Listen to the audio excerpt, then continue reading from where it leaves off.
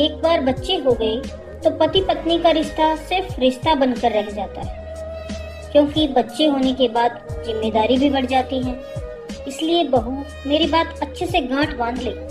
अभी 3-4 साल तुम लोग बच्चे के बारे में सोचना भी मत। एक दूसरे को अच्छे से समझो, पसंद नापसंद जानो, अपने रिश्ते को पहले मजबूत करो, फिर सोचना मुझे दादी बनाने की।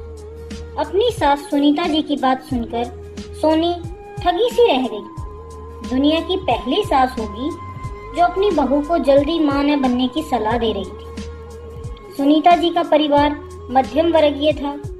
सुनीता जी शुरू से ही बहुत महत्वाकांक्षी थी, लेकिन पति नंदन जी की ज्यादा कमाई नहीं थी।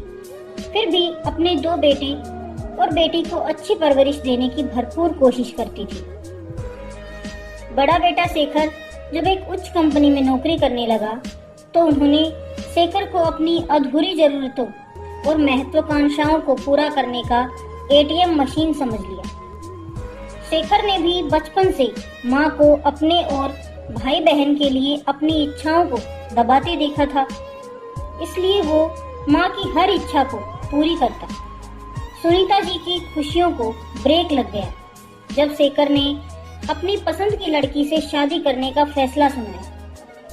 पहले तो सुनीता जी ने सभी दांव लगा लिया कि शेखर उनकी पसंद की लड़की से ही शादी करे, लेकिन शेखर ने ऐलान कर दिया कि वो कोर्ट मैरिज कर रहा है और सोनी को लेकर अलग रहेगा। एटीएम मशीन हाथ से न निकल जाए, इसलिए उन्होंने सोनी को अपने घर की बहू स्वीकार लिया। सुनीता जी अच्छे से जानती थी कि अब शेखर की कमाई पर सोनी का भी अधिकार है और कल जब बच्चे होंगे तो उन्हें कुछ भी नहीं मिलेगा। और अभी तो बेटी उमा और छोटे बेटे अमित का भी भविष्य संवारना है। तब उनके कुटिल दिमाग में यह बात आई कि बहू को प्यार से अपने शीशे में उतारना है। कुछ ऐसा करना होगा ताकि बहू को लगे कि उसकी सास दुनिया की बेस्ट सास है।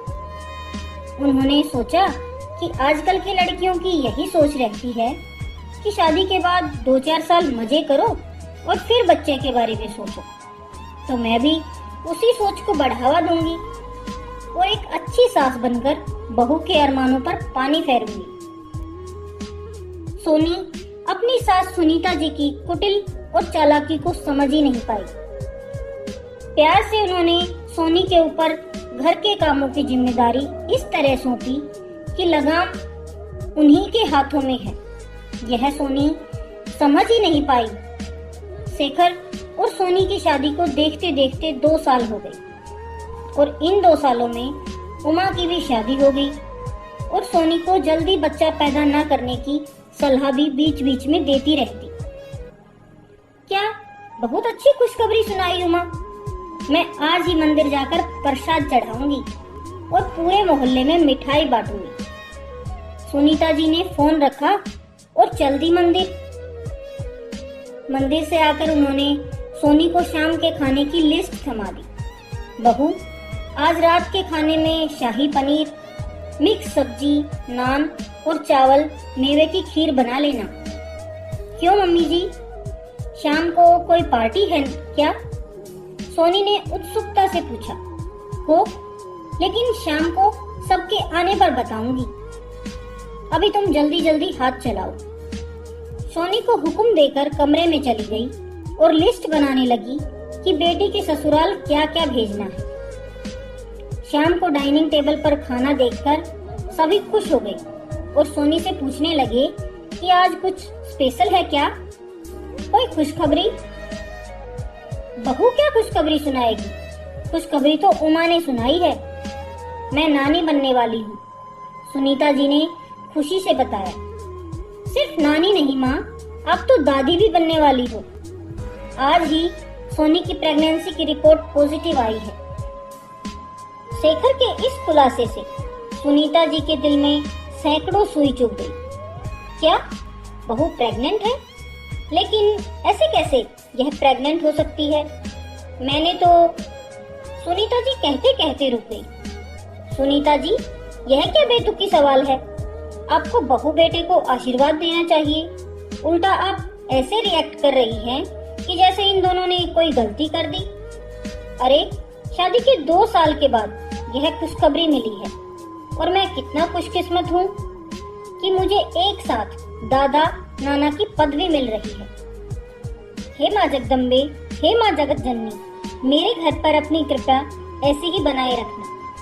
नंदन जी हाथ जोड़कर प्रार्थना करने लगे। शेखर और सोनी ने नंदन जी और सुनीता जी के पैर छूकर आशीर्वाद लिया। अमित ने तो खुशी से शेखर को ही गोद में उठा लिया। थैंक यू भैया, मुझे बड़ा बनाने के लिए। अब मेरा भी जूनियर आ रहा है। सबके चेहरे पर खुशी देखकर सुनीता जी के सीने में सांप लौट रही थी, लेकिन अपने चेहरे पर झूठी मुस्कान लिए मुस्कुरा रही थी। खाना खाकर सब थोड़ी देर मस्ती किए और फिर अपने अपने कमरे में चले गए। सभी सो गए, लेकिन सुनीता जी की आंखों से नींद गायब था। उन्हें कमरे में बेचैनी होने लगी तो बालकनी में आ गई। क्या हुआ मम्मी जी, अब सोई नहीं? सुनीता जी ने पलट कर देखा तो सोनी खड़ी थी। मम्मी जी, आप यही सोच रही है ना कि मेरे इतना समझाने, अरे नहीं, मेरे इतना कोशिश करने पर भी सोनी प्रेग्नेंट कैसे हो गई? आपने कोशिश बहुत अच्छी की। जब आपने मुझे पहली बार यह कहा था कि बहू तुम इतनी जल्दी माँ मत बनना, तो मैं सोचने लगी कि आप बहुत अच्छी सास हैं, जो औरों की तरह बहू के आते ही बच्चा चाहिए कि रट नहीं लगा रही। आप जानबूझकर ऐसे हालात पैदा करती कि मैं और शेखर ज्यादा से ज्यादा एक दूसरे के साथ वक्त न बिता सके। मुझे तब भी आप पर कोई शक नहीं हुआ, लेकिन उमा की शादी के बाद एक दिन मैंने आपकी और उमा की फोन पर बात सुन ली थी।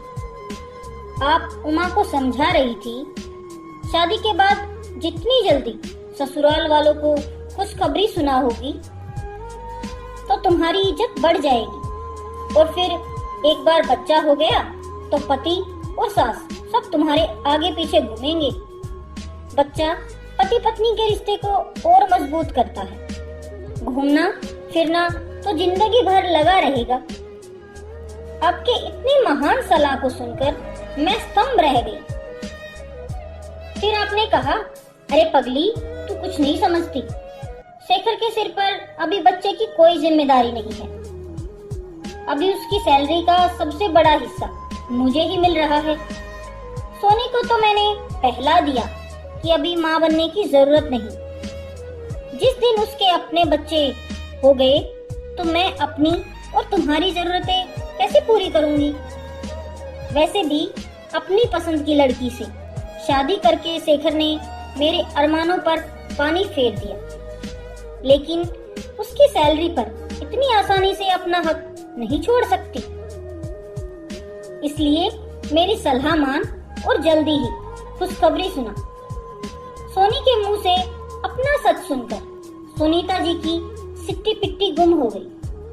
उनकी जुबान तालू में चिपक गई। बहू, तुम गलत गलत गलत तो मैं थी मम्मी जी, जो आपको एक अच्छी सास समझ बैठी। आप तो बहुत पहुंची हुई खिलाड़ी निकली, लेकिन आप भूल गई कि अगर 100 दिन सास के तो 1 दिन बहू का, और वो 1 दिन आज है।